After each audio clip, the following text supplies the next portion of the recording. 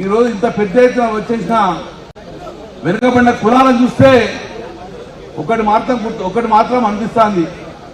ప్రప్రదంగా రాబోయే కాలంలో ఈ తెలంగాణకు బీసీ ముఖ్యమంత్రి త్వరలో వస్తాడు అన్న భావన కలుగుతుంది. స్వాతంత్రం వచ్చినప్పటి నుంచి ఈ తెలంగాణలో కానీ సమైక్య రాష్ట్రంలో కానీ సంఖ్యాపరంగా రాజ్యాధికారం వస్తుందని భావించారు.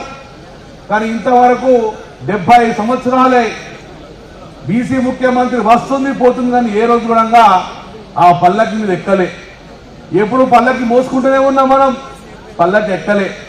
కానీ మన తాత ముత్తాతలాగా మనం మోసపోవడం కాదు. అందరూ కూడా డెఫినెట్ గా మేము పల్లకి మోయేవరావు బాయ్ పల్లకి ఎక్కి కూర్చుంటామనే విధంగా కూడా ఈరోజు పోరాటం చేసే పరిస్థితి వచ్చింది. చాలా మంది పెద్దలు మాట్లాడారు. ముఖ్యమంత్రి రేవంత్ రెడ్డి గారు 42% ఇయ్యాలే ఇంతేగా భయ గుంజుకుంటాం, పక్కా గుంజుకుంటాం. గుంజుకునే పరిస్థితికి వచ్చింది, తడుపుకునే పరిస్థితి లేదు. ఇస్తేనే ఇవ్వండి, లేకపోతే గుంజుకుందాం కూడా మేము సిద్ధంగా ఉన్నాం. ఎందుకోసం కామారెడ్డి డిక్లరేషన్ ఒకసారి గుర్తుపెట్టుకోవాలి. గంపగుత్తగా బీసీ ఓట్లు అన్ని వేయించుకున్నావు. ఏం చెప్పినావు ఒక్కసారి గుర్తు చేసుకో. ఈ తెలంగాణ రాష్ట్రంలో ఎంత పెద్ద వర్కులు కానీ కాంట్రాక్టులు కానీ ఆ కాంట్రాక్టులు ఎన్ని వేల కోట్లు కానీ అందులో 42% బీసీలకు కేటాయిస్తాను. ఈరోజు ఒక 100 పనులు నడుస్తున్నాయి. ఎవడన్నా ఒక్కడన్నా బీసీ పని చేస్తున్నాడన్నా? ఎవరికన్నా బీసీ కేటాయించినవా? మళ్ళా గాలే ఆంధ్ర పాలకు రావాలి. 1000 కోట్ల సీతారామ ప్రాజెక్ట్, అన్ని ప్రాజెక్టులుగా ఒక్క ప్రాజెక్టులుగా ఈరోజు బీసీ కేటాయించింది. నెంబర్ 1 మోసం. నెంబర్ 2 42%. అక్కడ పోయేవాళ్ళు ఎవరు? ఎందుకు వచ్చారు ఇక్కడికి? ఆ రోజు అసెంబ్లీలో మాట్లాడిన నేను ఇదే విషయంలో, కానీ ఒక్క నిమిషంలో మైక్ కట్ అయింది. బహుశా ఇక్కడ మైక్ కట్ కాదు కాబట్టి అద్భుతం మనం మాట్లాడుకున్న అవసరం ఉన్నది. అసెంబ్లీలో మాట్లాడితే అయితే బీసీలో మా 42% రిజర్వేర్ అనగానే మైక్ కట్ అవుతుండే. ఎంతగానో మొత్తుకోవాలి. అందుకే సోదరులారా ఒక్కటి మాత్రం గుర్తుపెట్టుకోండి, 42% మీరు ఇస్తారని మోసం చేసిండ్రు. మొత్తాన్ని గంపగుత్తగా బీసీల ఓట్లు వేసుకొని ఈరోజు కాంగ్రెస్ ప్రభుత్వం చేరింది. ఈరోజు ఆర్డినెన్స్ అంటుంది, జీవో అంటాను. సోదరులా ఒక్కటి మాత్రం గుర్తుపెట్టుకోండి, ఈరోజు 540 ఎంపీపీ ఉన్నాయి తెలంగాణ రాష్ట్రంలో, 540 జడ్పీటీసీలు ఉన్నాయి. మీరు ఎన్నికలు ఓటా అంటున్నారు కదా, ఆ 500లో మా వాట 227 మా బీసీలకు ఏదో కేటాయించండి, ఆర్డినెన్స్ ఇవ్వండి, కేటాయించండి మోలే. ఇవి 540 ఎంపీపీ ఉన్నాయి, 500 జడ్పీటీసీ కింద 227 బీసీలు అని చెప్పి మీరు ఫస్ట్ అనౌన్స్ చేయండి. మా జిల్లా పరిషత్లు 30 ఉన్నాయి, ఇప్పుడు 32 2 30 ఉన్నాయి.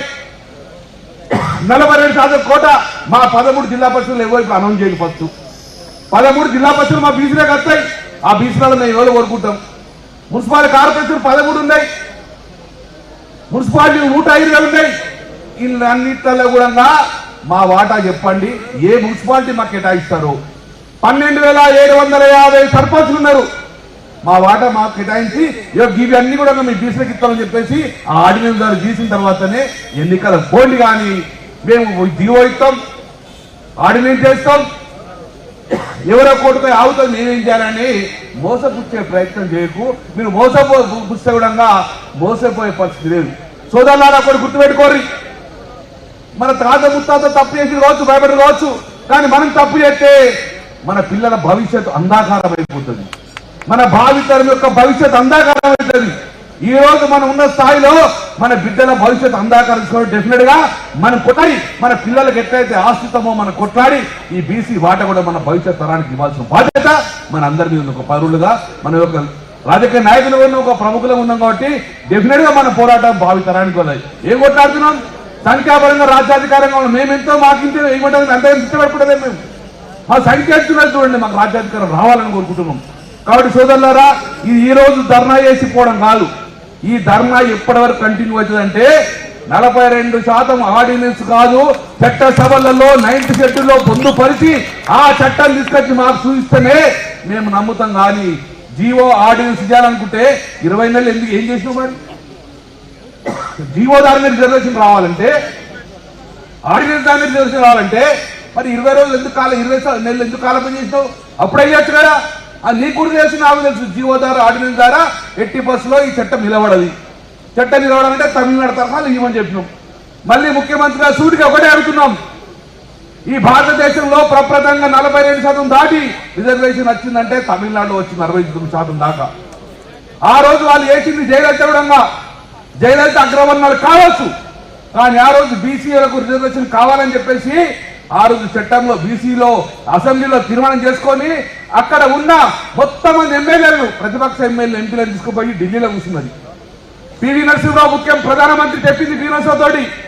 పివి నరసింహరావు గారు మా బీసీలకు ఈ పార్లమెంట్ లో బిల్లు పెట్టి 90 సీట్లు ప్రొడ్యూస్ చేయకపోతే నేను పరిపాలన అనేది తమిళనాడులో చేయ, నా పరిపాలన మొత్తం ఢిల్లీలో చేస్తా పోరు అని బీసీతో కూర్చున్నది. కాబట్టి ఆ రోజు చట్టసభల్లో 90 సీట్లు ప్రొడ్యూస్ చేసింది. మరి ఏరా రేవంత్ రెడ్డి పోయినావా? ఢిల్లీకైనావా? మమ్మల్ని పట్టుకపోయినావా? ప్రధానమంత్రి కలిసినావా? పార్లమెంట్ లో పెట్టినావా? ఇదే బ్లూటూత్ అసలు పోయి జంతర్ మంత్రంగా చేసుకుని వచ్చి ఏం లాభం జంతర్ మంత్రంగా చేస్తే? ఈరోజు నిజంగా నీలో చిత్తశుద్ధి ఉంటే అఖిల పక్షాన్ని తీసుకెళ్ళండి, మొత్తం అసెంబ్లీ తీసుకెళ్ళండి, పార్లమెంట్ తీసుకెళ్ళండి. ఢిల్లీలో కూర్చున్నాం, నేను కూడా ఢిల్లీలో కూర్చుందా? ఢిల్లీలో మోదీ దగ్గర కూర్చొని ఆ యొక్క తమిళనాడు తరహాలో 9th షెడ్యూల్లో పొందుపరిచేదాకా ఢిల్లీ విధి లేదు, ఢిల్లీ కది లేదు అని చెప్పండి. డెఫినెట్ గా దిగొస్తుంది మోదీ ప్రభుత్వం.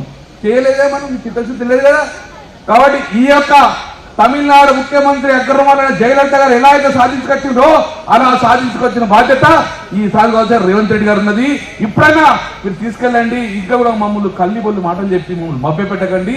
ఈ రోజు ఉన్న మా బీసీ తరం కూడా ఆవేశాలకు ఉన్నారు కాబట్టి మా వాట మాకు ఇవ్వండి, లేకపోతే మా వాట గుంజుకుంటుంది కూడా మేము సిద్ధంగా ఉన్నాం. జై తెలంగాణ, జై జై.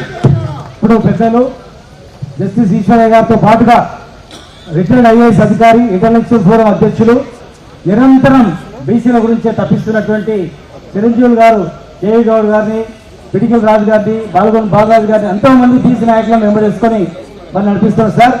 ఇవాళ ఈ ఫోరానికి ఓపెన్ గా రిక్వెస్ట్ చేసి కేవలం మిమ్మల్ని కలిసి అంటారు, మిమ్మల్ని జస్టిస్ ఈశ్వరయ్య గారు మాత్రమే స్పెషల్ గా ఇన్వైట్ చేసినాం. ఎందుకంటే మాకు వాళ్ళు ఇద్దరే కనిపించిండ్రు నిజమైన వాళ్ళని, మిగతా పార్టీలకు అప్పీల్ చేస్తున్నామని చెప్పారు.